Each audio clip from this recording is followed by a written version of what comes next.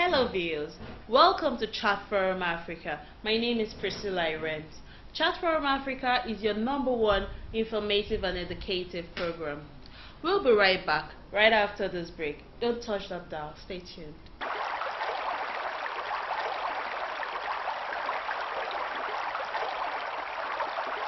With me today is a legal practitioner and a senior advocate of Nigeria.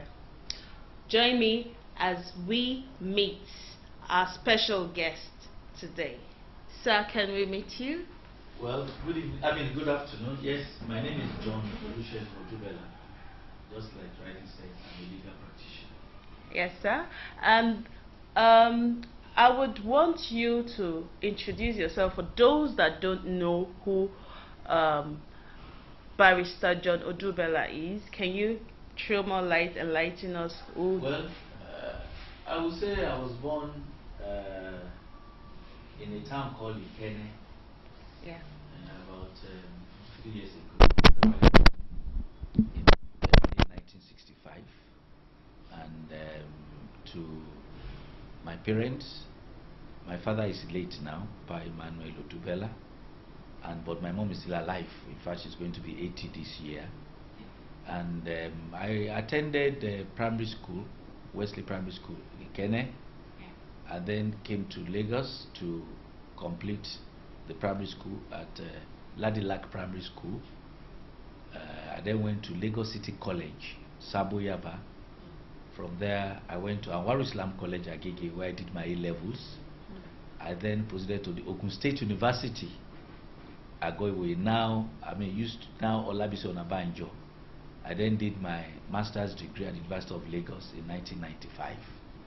So I was called to the Nigerian Bar, 1990, December 13 to be precise. And I did my youth service at my present law firm, Rikitafa & Co. In fact, I've been in this law firm now for 28 years. I've been with my boss, my partner, Rikitafa, since 1990.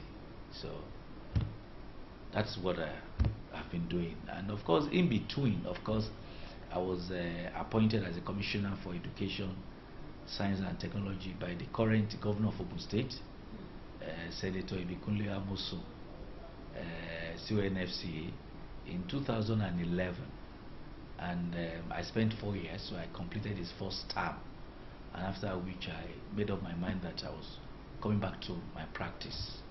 And of course, by the grace of God, last year I was conferred with the rank of a senior advocate of Nigeria. Wow. Yes, by the appropriate body.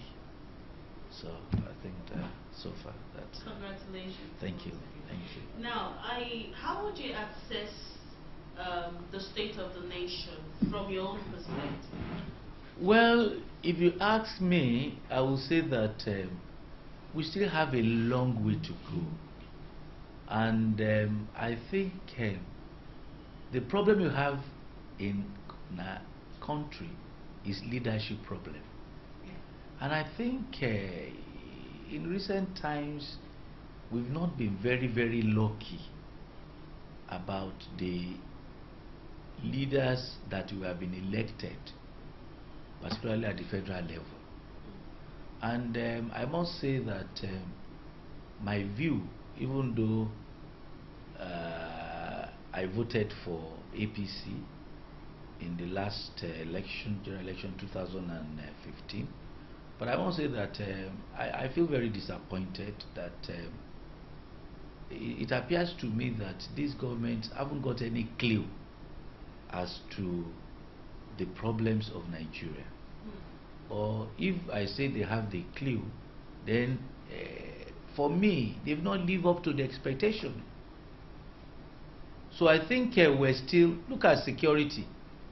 They will tell us that yes, Boko Haram, they've been trying to fight Boko Haram, but it's beyond Boko Haram. See what happened in Benue, or what is even happening in Benue, what is happening in Taraba, in Adamawa. Nigeria is full of insecurity. And you know, for me, the primary responsibility of a government, particularly at the federal level, is to provide security. If you don't have security, I tell you, you cannot even walk. You can't sleep well. Nothing that can be done. So I think the state of our nation really calls for a serious emergency that we really need to actually pray to God and then plead with God to come to our aid. And we pray to God to have good leaders that can actually take our country to the next level. As a senior advocate of Nigeria, how do you assess and rate the National Assembly? Nigeria is made up of different ethnics, different people. Yoruba, you have Yoruba people, ethnic groups. We have even minority groups too, and of course, the National Assembly, I would say, they are also trying their best.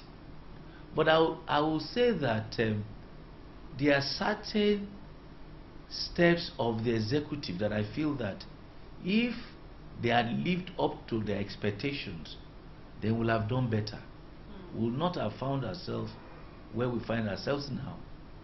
So I will give them maybe an average or a little above average. They are trying their best actually, but there are certain frustrations that are coming from the executive, which they too ought to really take a decision, so that we will know that exactly that even though they are meant to be complementary, but it's a separate, we have a separation of powers.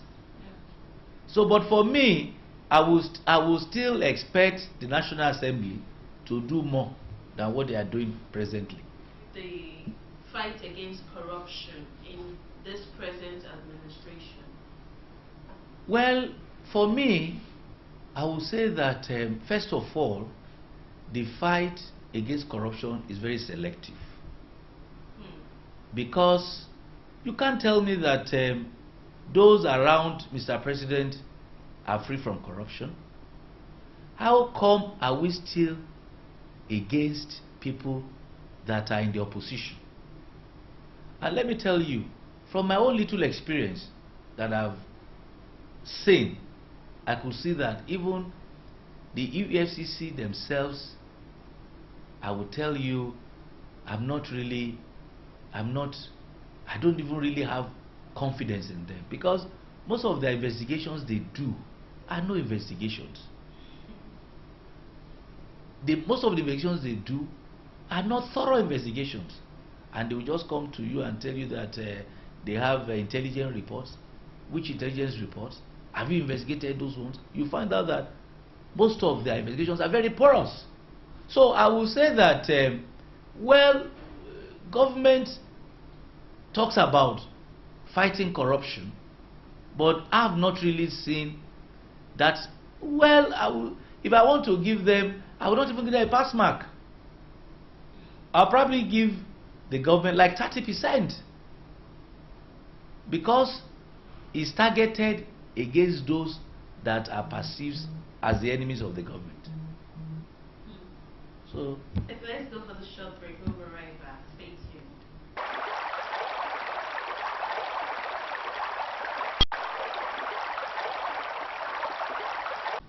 Welcome back. If you're just joining us, this is Chatforum Africa, and I am still your host, Priscilla Rems. With me is the Senior Advocate of Nigeria, Bar Segun Odubela. Sir, back to the questions.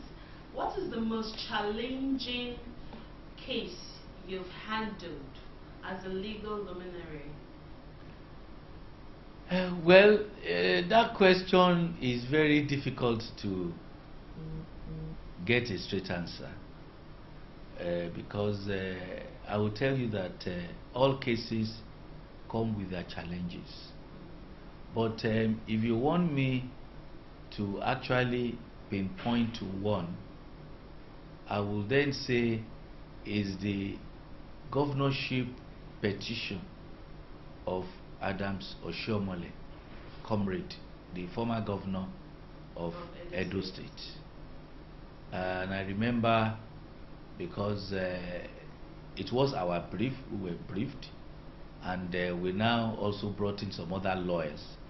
And at the time we were praying the petition, we put a lot of industry into it, and were able to have a return for him, because he was then, there was no election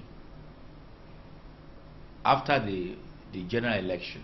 When we challenged, we were able to prove our case at the election tribunal, and of course at the appeal tribunal, to show that he actually won that election. So rather than the normal circumstance situation where they will either order another election or election in certain areas, Oshiomhole was actually returned.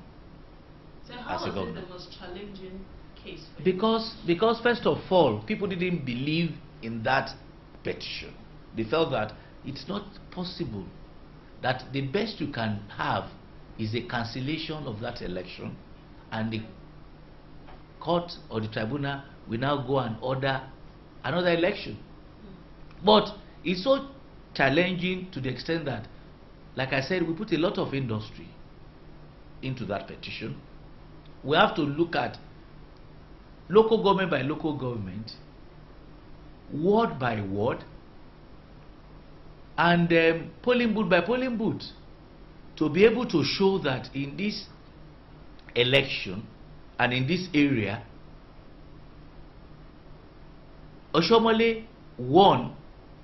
Here he won, and at the end of the day, we have to recount the ballot papers, and at the end of the day, had to prove that he actually won, and that there was no need to order for another election. Rather, he should be returned as a candidate that won the majority votes at that election.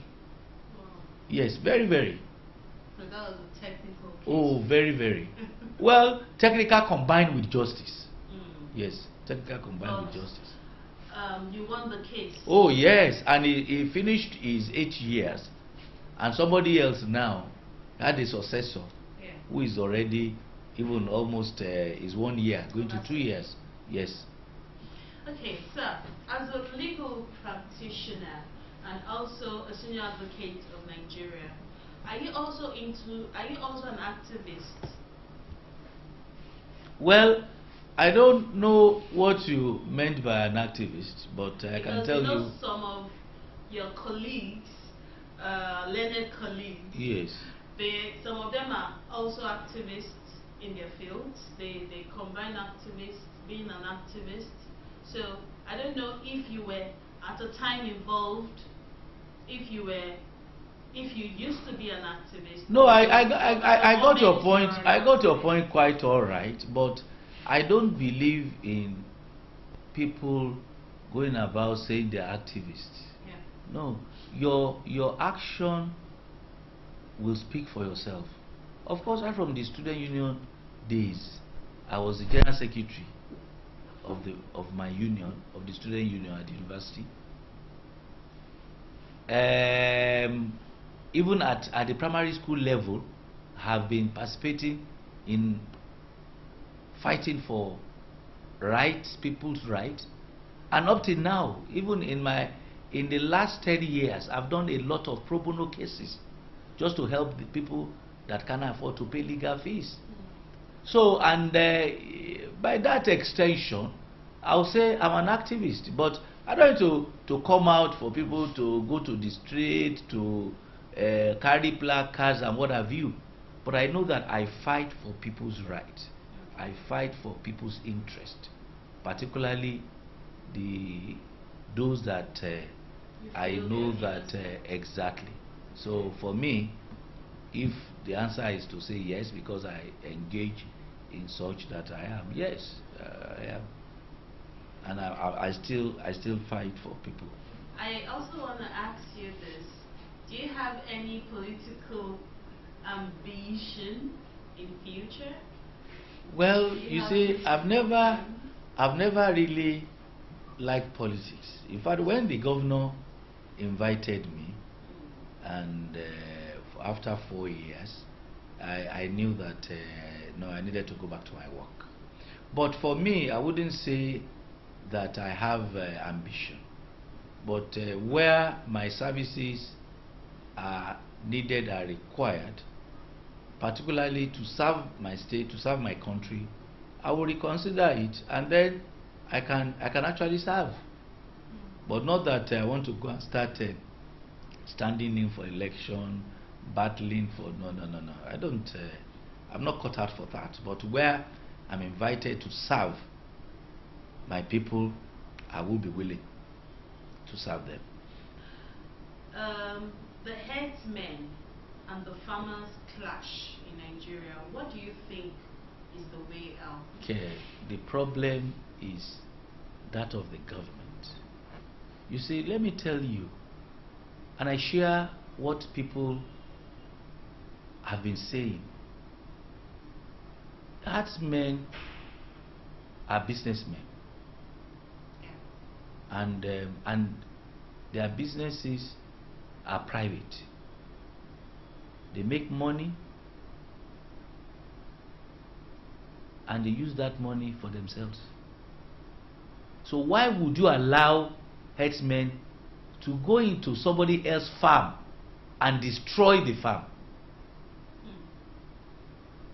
I don't see any sense in that. They should stay where they acquire as their own farm or their grazing area.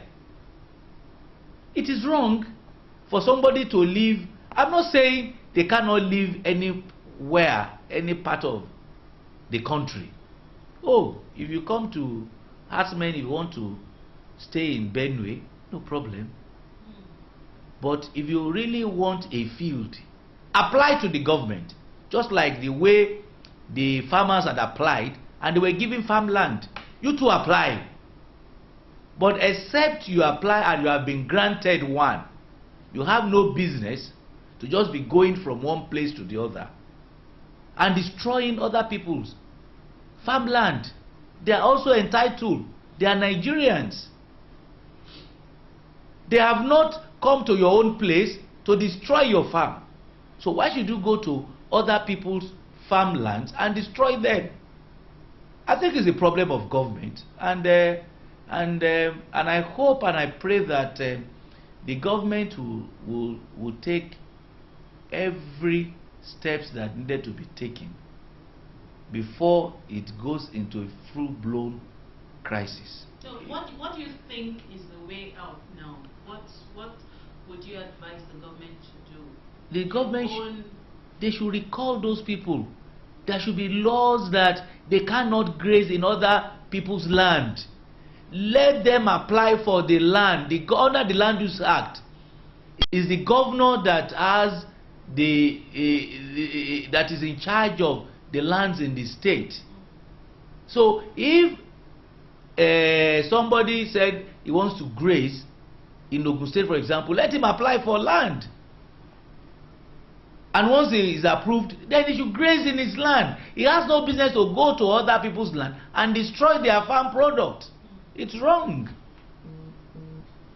And that is the thing the government, the clue they are not getting.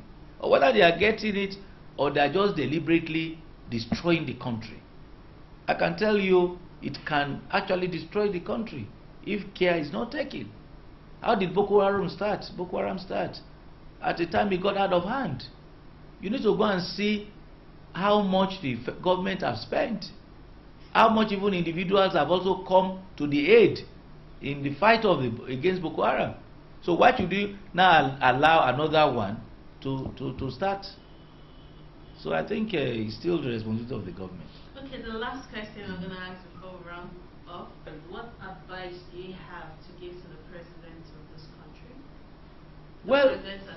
Well, my advice to Mr. President is that I want to say with all sense of responsibility that for me, his health and family is very important. We have millions of Nigerians who are also capable of governing Nigeria as a country. So I don't need any soothsayer